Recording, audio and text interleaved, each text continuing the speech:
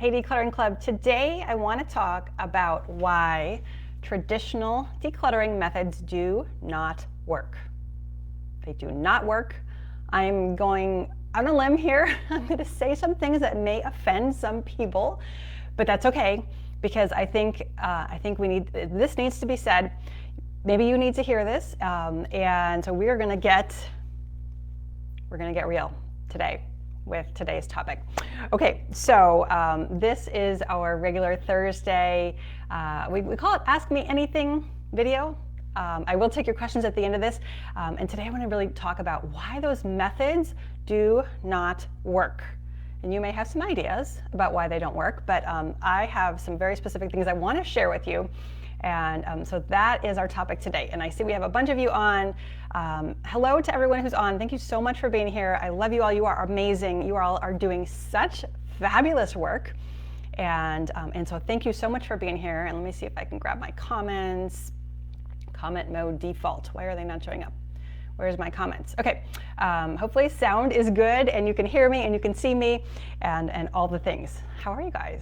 How are you? How is it going? What's the weather like for you? It's freezing here. I'm super cold, but I guess it's winter and maybe that's what happens during the winter. I don't know. Someone asked me, we had a Q&A last night for the OLAB challenge, and someone, I was talking about how I don't like a lot of stuff on my walls. And as I continue to share about this work and to teach you all, I kind of like less and less and less stuff. And someone said, "Oh, I thought your background was like a Zoom, like a filter, like a digital background." It's actually the real wall. Let me show you. That's what it looks like, right? There's the balcony upstairs. So this is actually my real office. Maybe someday we'll put something on the wall. I don't know. Maybe not. Maybe not. Hi Lorna, how are you? Hello Jill from Australia. Hi Lee. Hello Judy. Karen. Kimberly says winning. I love it. I love it. Yes, you are winning. Barbara says hi. Lindy's here. Lindy is always here. Lindy, you are such a great. Thank you so much for being here. Okay, so I want you to stop organizing. I want you to stop decluttering. I want you to let go of all of that. Let's talk about some of the things, some of the traditional decluttering advice. Let me know if you've tried any of these things. Let me know if you have thought, well, this is the answer to my prayers, right? All the stuff in your house, it's piling up, you can't keep up, it gets worse and worse and worse. And then you hear or you think, well, this is what people do, and so I will try that. So let me know if any of these things let me know if you have tried any of these things. Here's some of the things that people tend to do when they discover that they have too much stuff, that the clutter is piling up. So checklists, right? I just need a checklist. I just need the right checklist, right? That's a common one. How many things should I have? How many bath towels should I have? How many t-shirts should I have? How many books should I have? Right? That's a really common one. Storage units. How about that one? Well, just go get a storage unit and then we won't have a problem. Except when you go get a storage unit, what happens with the stuff that you move out of the storage unit? It stays there, you never look at it again. And then you fill the space back up, right? A storage unit doesn't solve the problem, it just relocates it and lets you multiply the problem, right? And before we go any further, there's no judgment. If you have tried any of these things, I don't want you to feel like I'm beating up on you, because I am not. I just want you to be aware that these things do not work, at least not in the way that most people use them traditionally, okay? Here's another one that's my favorite. Buying more containers. We just need more containers. That's the problem. We don't have enough containers. We need more containers to put our stuff in. Well, that doesn't work unless you know how to use a container properly, right? And if you have clutter, whether it's in a container or out of a container, it's still clutter, right? So buying more containers is not the answer, not all by itself, right? How about this one? Can any of you all relate to this one? All-night cleaning marathons. Have you ever done or an all-day cleaning marathon? I just have to clean nonstop for the next 36 hours and then my house will be great. Right? Oh dear, that sounds horrendous. That sounds awful. Do not sign me up for that. That sounds so terrible. And if that is what you try, you may get your house clean, right? Or maybe you just shove everything in the cupboards. But what happens then when you want to open the cupboard, or what happens the next week or the week after? You're right back where you started, right? So all day or all night cleaning marathons, not recommended, right? Kimberly says, tried Slob Sisters years ago, and yes, a storage unit. Yes, right? Crescent says, if I want to get into the mood to declutter, I watch Hoarders. That gets me going, yeah, that actually could work. That is a good idea, because then you're like, oh my gosh, I need to let go, right? But that's kind of a painful way to do it. So that is effective. But we want to be able to give you tools so you don't have to do that. Kathy says, love the concept clutter coffins. Yes, yeah, those containers can become clutter coffins, absolutely. Linda says, I started turning mine into a container garden as I empty them. Oh, that sounds like fun. Love it, love it. Okay, Lee's tagging the buddy, love it. Lynn says, still trying to get it together. Lynn, we've got you, no problem. Okay, what are some of the other things that you have tried? I have on my list, oh, here's a good one. Color coding or alphabetizing things, right? All I need to do, this is what we hear, this is what we think, right? Especially if you go on Instagram or you watch HGTV and they're like, ooh, look, we color coded everything. It looks amazing. And you think, ooh, that is so pretty, right? It is pretty. There's nothing wrong with it. But if that's where you're focused, but then you have too much stuff, or if you can't maintain it, then you kind of end up feeling worse than before. So I do not recommend alphabetizing or color coding as a solution to clutter. And again, it may work, but after, right? After you have decluttered, right? So those are some kinds of things. And then here's my favorite one. Here's my favorite. Trying harder. We just need to try harder. That's the reason that we haven't done it yet. That's the reason. I'm lazy. I haven't tried hard enough. Now, I am pretty sure that everybody watching this video, this is not your problem. It is not that you are not trying. It is not that you don't want to clean it up, right? And so it's not a question of wanting to. It's not a question of trying hard, right? And so if you're telling yourself, I just need to try harder, I want you to stop that, because that is sending you in the wrong direction. That is not creating any momentum for you. That is not creating any motivation, right? If you think to yourself, I just need to try harder, you probably get the opposite of motivation, right? You probably start feeling like crap. And that is the last thing you want to do, is let things go, right?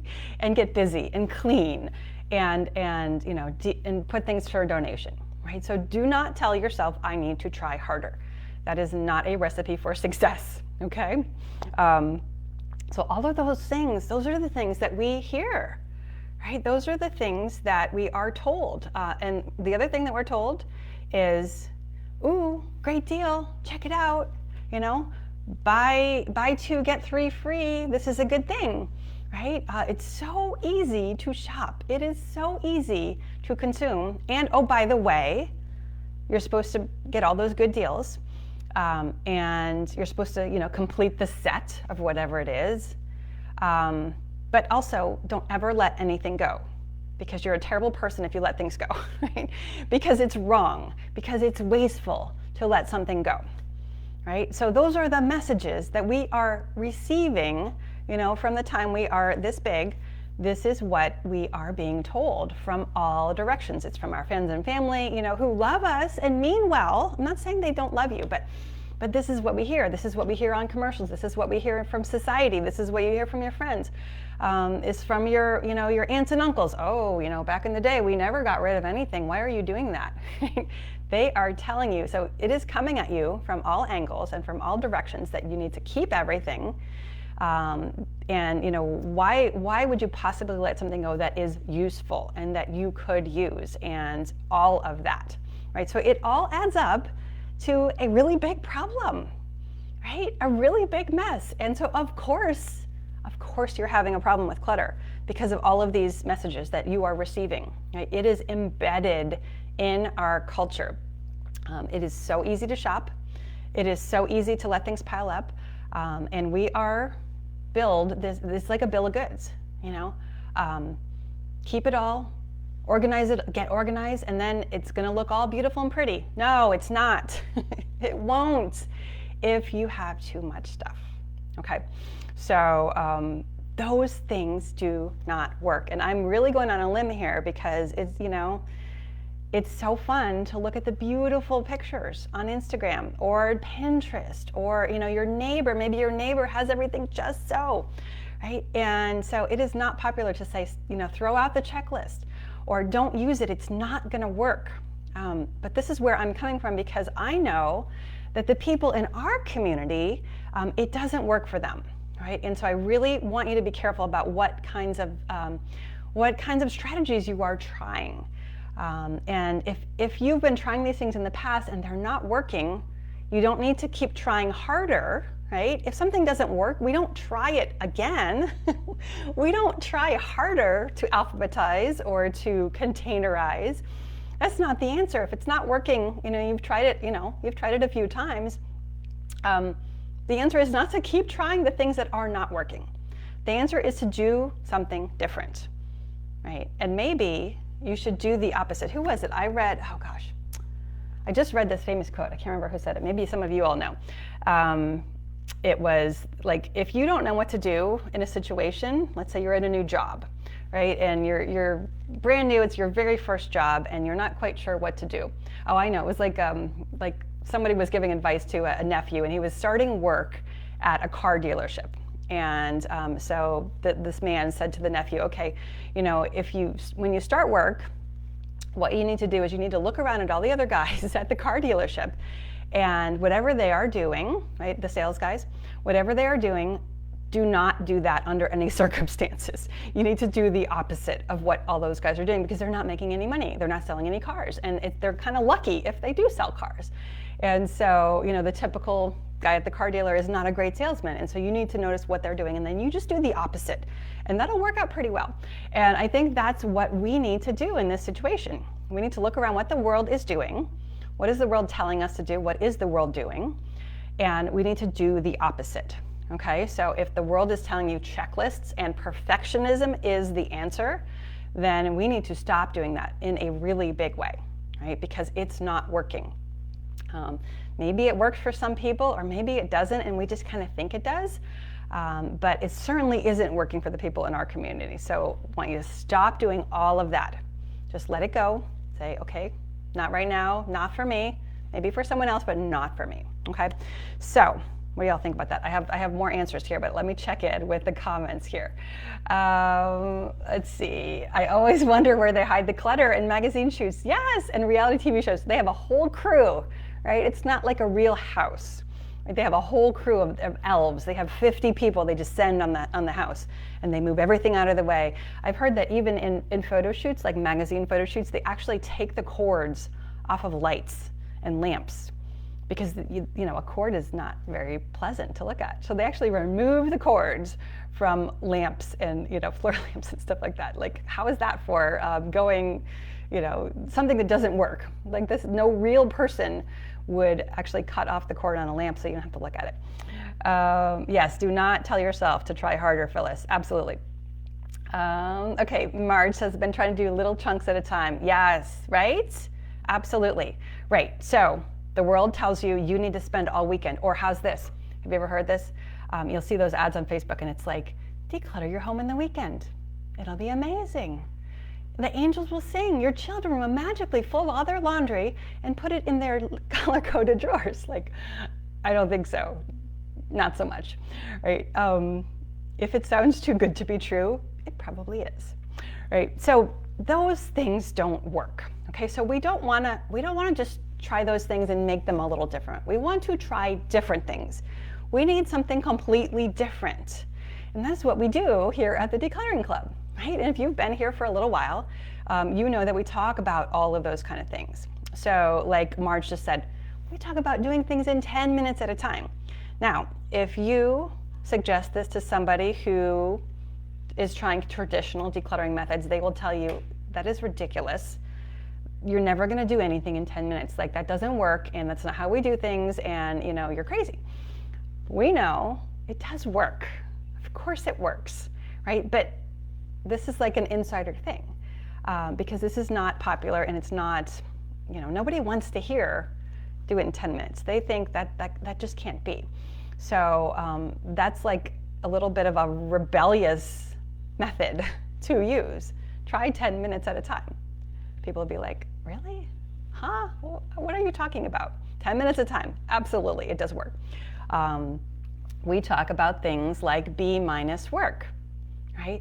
What Bminus Work is, instead of aiming for the A+ in whatever project you're doing, you're organizing your kitchen, you're organizing your closets, you may think, okay, it needs to be just so, right? I want it to be perfect, I want it to be beautiful. Of course you do want it, of course you want it to be beautiful. But that frequently paralyzes people, and then they do nothing. Right? And nothing is nowhere near as good as Bminus Work, right? And it makes sense when you think about it. So we advocate for the B-. Now, people do not like to hear this. Some people get mad at me and they're like, what are you telling people to settle for mediocrity? Like, that's not useful. That's, like, I would never settle for anything that's just like blah, right? But that's not what we're saying, right? That's not what Bminus Work is about, but that's what people hear when they think about it. So Bminus Work is a very rebellious kind of like alternative concept that you can use to get things done. But it's not popular. You're not going to hear this on HGTV. They're not going to tell you, just try it until it's good enough, right? Because that doesn't sell TV shows, right? Netflix is not going to tell you that. They're going to have the beautiful color-coded stuff, right? So we're a little bit of rebels around here. Ned says, I love this. So fun, right? I was kind of getting mad. I was getting a little fired up because I was like, people need to know this. People need to understand that, the traditional methods just do not work. At least not for my people. Maybe they work for other people. But I don't know those people. And I know, those are not my people. So for my people, this is what we need to do. So the Bminus Work is a big thing. The 10-minute timers is a big thing. Understanding how to organize properly is another big thing, and those of you who are doing OLAB with us this week, you have come a long way in terms of now I can know how to organize, right? And then the last thing I've been thinking about is, I think the traditional decluttering methods, they tell you can't have it all, right? You can't have it all. You cannot have all the things you love and also declutter. Right? You got to pick one or the other. Either you have the stuff you love or you got nothing.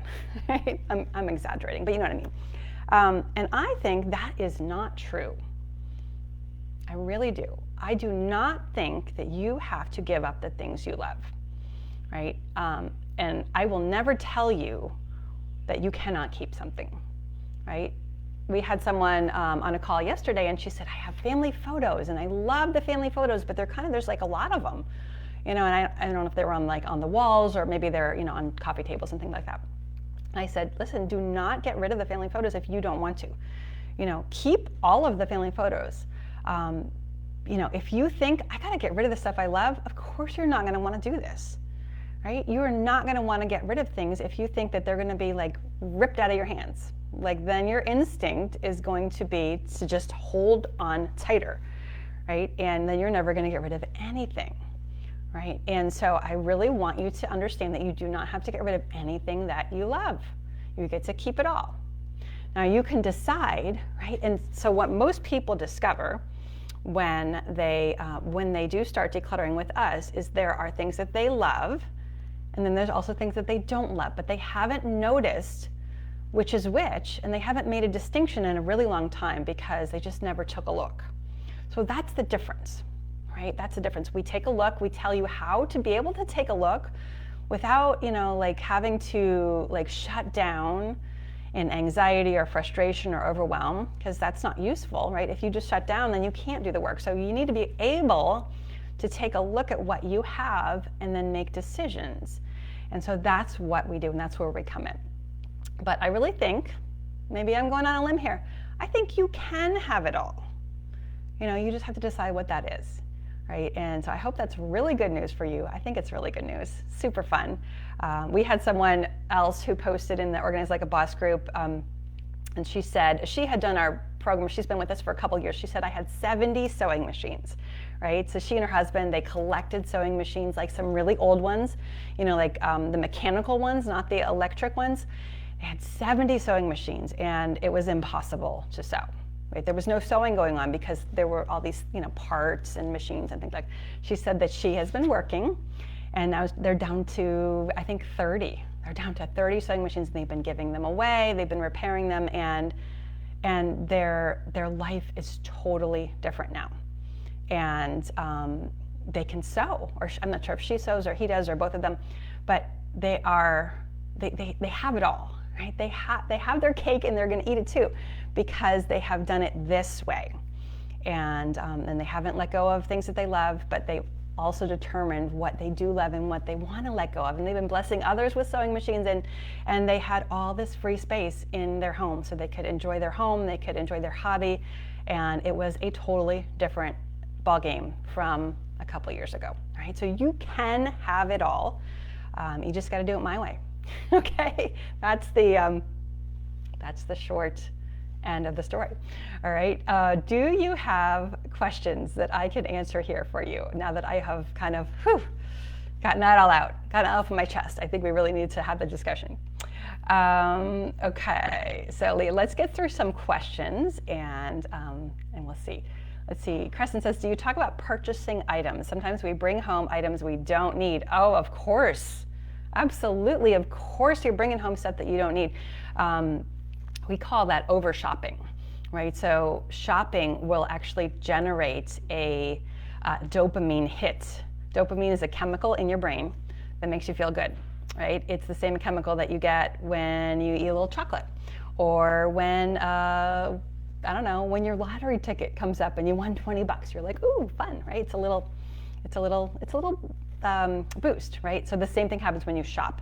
And we have a course called Stop Over Shopping, and we're actually running a special on that next month in February, so keep your eyes open for that. But yeah, we have a lot to say about purchasing, because, right, if you don't stop bringing unwanted things in the door, then you're kind of like treading water, and you're going to go deeper and deeper. So for sure, you definitely want to be aware of that and stop, for sure. Or buy online or TV. Yep. QVC, absolutely. And QVC, or now Amazon, does the same thing, where there is shopping on Facebook. And before I go off on that, like, there is nothing wrong with shopping. Right? There's nothing wrong with buying anything. There's nothing wrong with QVC. You just want to make sure that it's going to serve you, and that you're not just doing it for that quick hit, right? That dopamine hit is very, very brief. And sometimes, like, if you're at Target and you're shopping, you're like, oh, this will be fun. Like, I'll buy this. It's going to be so great. And you kind of feel a little thrill.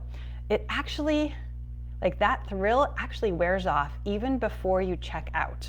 It's kind of crazy, right? It is very, very temporary.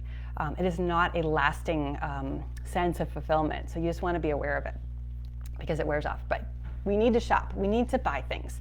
So I'm not saying don't ever, like, that's another thing. That's another thing that doesn't work. No shopping, right? That's just not sustainable. Like, how could we not shop? We could not buy things. Like, we're going to buy things. So that's another thing that people try. I'm just not going to buy anything all year, right? Okay, there's the one person who did it like that, and then, they wrote a blog post about it. And, like, okay, that worked for them, but for most people, that is a recipe for, for binge shopping, then when you start shopping again. Okay, let's see. All right. Oh, Kate says, my over shopping was out of control before OLAB and OMH, and now I just don't. Look at that. There you go, right? There you go. I love it, Kate. Thank you so much for sharing that. Okay, I'm having trouble putting up Declutter, getting around to putting it up. I know you're supposed to do it soon, but I keep running out of steam, says Anne. Yeah, Anne, so keep your eyes open. So our OLAB program, we have just closed. So we're not, it's a week-long challenge, so we just closed it to new people to join. So you'll have to wait until that one comes around again. That is the #1 way to get started. But we have other things. You can go to our shop if you want to do something like more self-paced. That may help, but it's very common to run out of steam. So really what you can do is you can go for smaller sessions, set the time for 10 minutes, and see how much you can do. And don't go for hours and hours and hours, because that will burn you out. Absolutely. Okay, Lisa says, I can't stop my hubby from bringing stuff in the door. Okay, and filling up the spaces I have cleared. I know, sometimes the husbands, they are not on board. And that is definitely a real thing, for sure. Okay, Pam says, OLAB, new to that term, what does this stand for? Okay, Pam, OLAB stands for Organize Like a Boss, and this is the challenge that we run a couple times a year. So again, we're pretty much wrapping up. Tomorrow is the last day of that challenge, but it is game changer for sure. So next time we do it, you got to make sure you join because you're going to love it.